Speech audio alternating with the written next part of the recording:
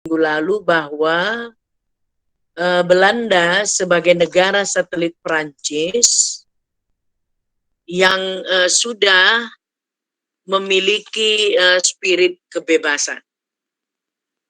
Ini sangat kontradiktif. Karena apa? Di Belanda sendiri gereja dan negara sudah berpisah. Tetapi Raja Willem di Indonesia membentuk gereja negara. Ini kan sangat kontradiktif dengan spirit kebebasan yang dianut oleh negara Belanda. Alasan dari Raja William I adalah dia sangat prihatin terhadap kekristenan yang ditinggalkan oleh VOC yang tidak terpelihara dengan baik, sehingga tadi disebutkan semakin menurun sampai semakin menurun jumlah ya 1810. Mengapa demikian? Jangan lupa kalian bahwa setelah pergantian dari VOC kepada Hindia Belanda, sempat datang Inggris, ya, sempat datang Inggris. Nanti pada tahun 1815 baru kembali Inggris menyerahkan kepada Belanda. Sehingga minggu lalu saya sudah sebutkan bahwa sejak tahun 1816 sampai 1864 Raja Belanda lah yang mengatur politik di Indonesia, agama di Indonesia, yaitu William I, dan nanti setelah tahun 1864, barulah parlemen Belanda yang menentukan kebijaksanaan politik di Indonesia. Minggu lalu saya sudah sebutkan. Jadi sebelum 1864 itu Raja, dan Raja William I membentuk apa yang disebut dengan gereja negara. Yang saya sebutkan kontradiktif, satu pihak netral terhadap agama katanya, kebebasan beragama, tapi satu pihak terhadap gereja dia memberlakukan seperti zaman VOC. Ini yang disebut dengan kontradiktif ya, di mana dalam urusan gereja langsung di bawah Kementerian Urusan Jajahan yang dibantu dengan apa tadi, hak komisi ya, hak komisi, HAAGSE, hak komisi ya.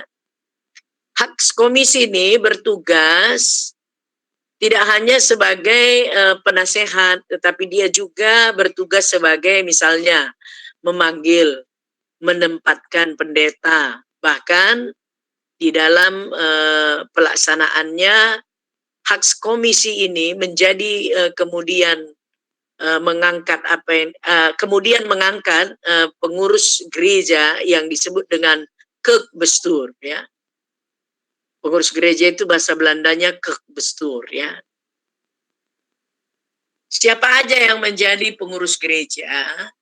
Ketuanya itu adalah wakil pemerintah, salah satu dari Dewan Hindia Belanda. Kemudian wakil ketuanya ada satu pendeta Jakarta yang ada di Jakarta. Yang ketiga anggotanya siapa? Yaitu semua pendeta di Jakarta dan 3 orang yang dianggap terkemuka yang ada di lingkup gereja Protestan, sehingga ini dianggap secara umum berasal dari kaum awam. Jadi itu kerkbestuur ya. Jadi fungsinya apa? Itu tadi yang dilimpahkan oleh hak komisi ya. Bahwa mereka menempatkan, memanggil, menempatkan pendeta, bahkan mengangkat syamas dan penetua. Itu di dalam peraturan.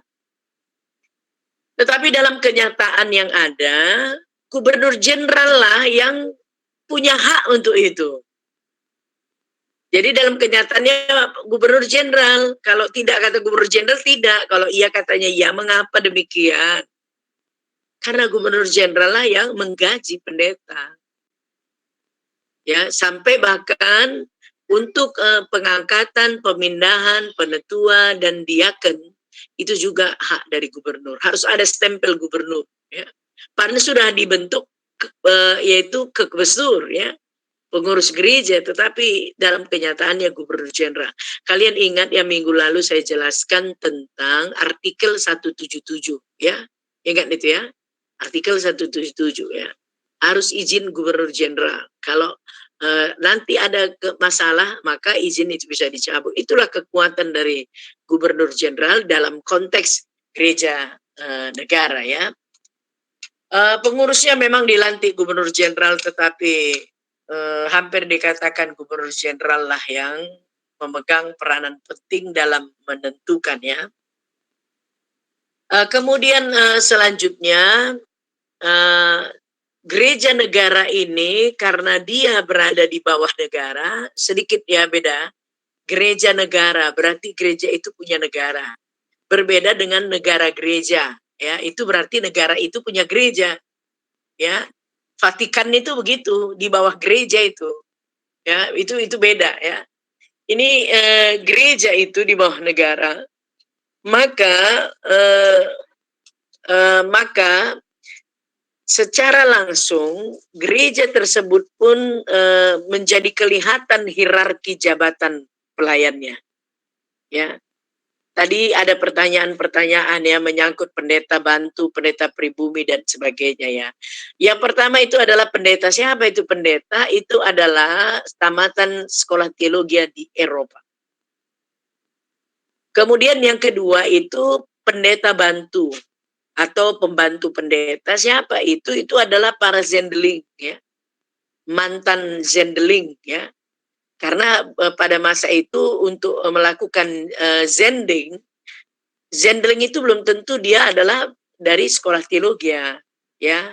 Tapi karena orang Kristen yang saleh bisa saja dia mengabarkan Injil. Sekarang juga kan banyak demikian ya. Banyak para penetua yang menempuh sekolah teologi tapi bukan pendeta, tapi mereka punya talenta untuk melayani. Itu adalah orang Eropa tetapi dia bukanlah pendeta.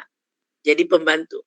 Lalu kemudian yang ketiga itu awalnya guru Injil. Tetapi dalam perkembangannya setelah didirikan, setelah guru Injil ini dididik di rumah, nanti dalam perkembangannya 1885 nanti didirikan Stofil ya.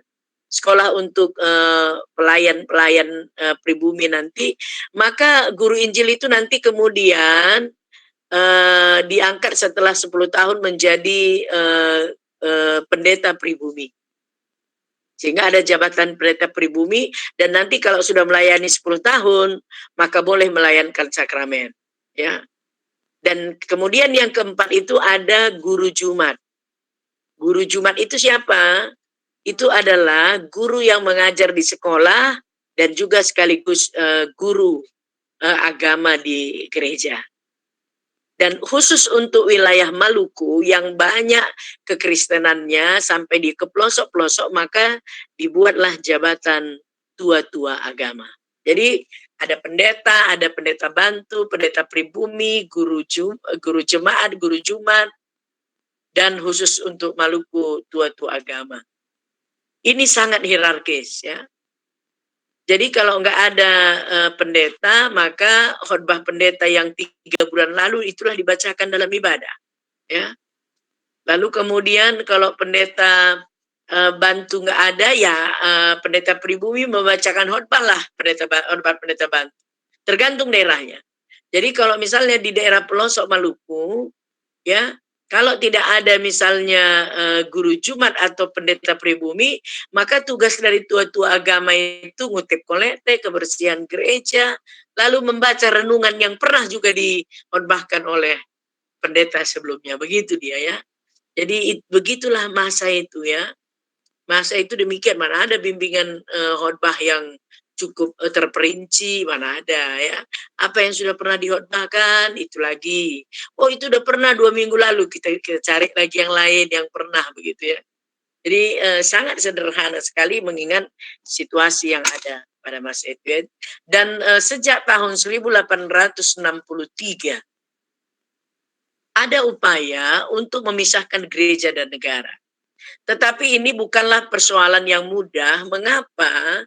Karena di pihak orang Eropa sendiri, mereka melihat bahwa orang-orang pribumi belum sanggup mengurus gereja sendiri. Diberikan dulu kebebasan, silakan untuk mendidik, silakan untuk mengatur penempatan pendeta, tapi mereka belum memiliki kemampuan untuk itu. Bahkan orang pribumi sendiri merasa mereka masih lebih cocok lah kalau pimpinan kita ini, bahwa kita ini di bawah negara. Itu sangat terjadi tarik-menarik kepentingan di situ. Orang pribumi juga sudah merasa nyaman, orang Eropa juga merasa bahwa mereka lebih tinggi dari orang pribumi. Sehingga nanti dalam kenyataannya 1 Agustus 1935 lah baru secara administratif ya berpisah gereja dari negara, dan itulah yang kemudian nanti melahirkan 3 gereja besar ya. Walaupun gemim ya, gereja Masehi Injili Minahasa 1934 sudah berpisah, tapi administrasinya 1935 juga ya. Tapi 1934 mereka menyatakan mandiri, Maluku 1935, dan nanti Timor 1947. Dan ketiga gereja ini membentuk sinode am bersama. Sinode kita bersama. Dan nanti dalam perkembangannya 1948 mereka mendirikan gereja mereka bersama, yaitu Gereja Kristen, Gereja Protestan Indonesia bagian Barat, GPIB. Gereja Protestan Indonesia bagian Barat. Kata bagian Barat itu menunjukkan bahwa nanti ke orang Timor, orang Minahasa, orang Maluku datang ke Jakarta atau ke Medan, bagian Barat kan itu kan, mereka nggak perlu bikin gereja masing-masing, ada gereja kita bersama. Itu makanya istilahnya bagian Barat. Hanya dalam perkembangannya ini kacau ya, karena apa yang sudah disepakati itu tidak terjadi ya. Di Medan sekarang sudah ada gereja Masehi Injili Minahasa ya. Gereja GPIB bagian Barat itu sudah ada di Maluku, sudah ada di Minahasa, sudah ada di Timor ya. Jadi itu tentu bagian dari perkembangan gereja. Toh akhirnya GPIB juga punya sinode sendiri ya. Tetapi mereka punya sinode am bersama yang bersidang kadang 3 tahun sekali ya. Itu makanya ada kadang percakapan di kalangan pemimpin-pemimpin gereja dan kalangan pendeta-pendeta yang terlibat dalam ekumene. Kalau ada pemilihan pengurus-pengurus yang bersifat nasional, PGI kah atau apa ya, PGI atau misalnya perlu apa kegiatan-kegiatan nasional, itu biasanya didominasi oleh orang Timur ya. Orang bagian timur maksud saya, bukan Timur ya, bagian timur ya. Mengapa demikian? Mereka punya sinode am bersama. Mereka punya sinode am bersama yang kemudian melihat kader-kader di pihak mereka itu lebih besar. Dan mungkin juga karena toh mereka di luar mendapat pendidikan ya daripada kita yang ada di Indonesia bagian barat ya. Mereka itu kan lebih dahulu mendapat pendidikan kan. Yang pertama disentuh oleh dunia barat itu kan Indonesia Timur ya, sebagai penghasil rempah-rempah ya. Oke. Jadi begitu dulu. Terima kasih buat penyaji ya, dan juga buat penanggap dan penanya hari ini. Kita berjumpa minggu depan. Terus semangat sampai Tuhan Yesus datang yang kedua kali ya. Kita tetap semangat. Kan begitu. Kita ini kan masa-masa Advent ini kan. Kan betul itu. Kan Advent itu bukan hanya nanti mau Natal, ada Advent 1, Advent 2 sampai 4 ya. Kita ini masa Advent ini ya. Sehingga tahun gereja ini banyak dipahami dimulai dari Advent. Jadi bukan dari tahun baru ya.